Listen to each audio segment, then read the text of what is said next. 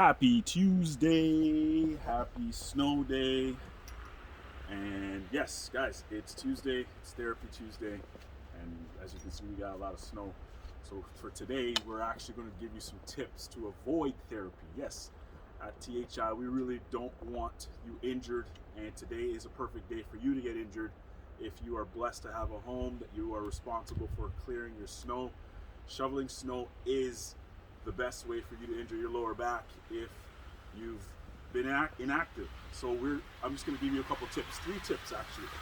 Again, I'm just going to repeat myself. If you have been inactive and you're picking up a shovel, yes, I know this isn't a shovel, but it's going to be my tool that I'm going to use. There's a couple of things you want to make sure. Number one, your shovel should at least come close to your armpit.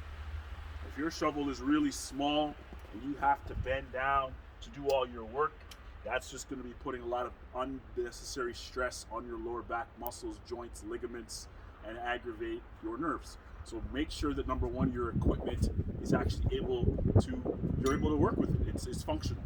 3 movements that I would suggest that you do prior to you shoveling snow. Because guys, remember, snow can be heavy.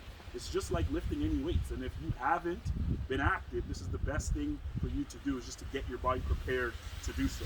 So you can take your shovel, have it on both ends.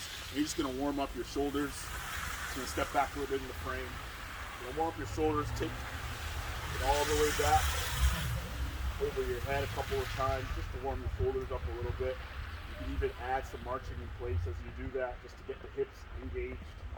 Okay, and then the second movement that we suggest is some squats. So the beginner squat, if you've never squatted before, you just put your shovel down on the ground, use it as a guide, and just bend and go.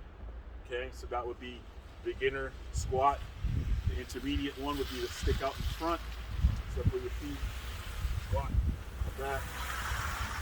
And then the advanced version of that would have the stick over your head, and all the way down. Do a couple of those. And then lastly, just to really engage your core muscles, put the stick down into the ground, hold on to it, and just drive the stick into the ground as hard as possible.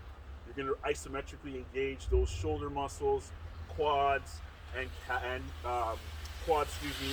core. So you're just driving the stick down as hard as you can, and just ready to prepare to do some shoveling. Ready to go.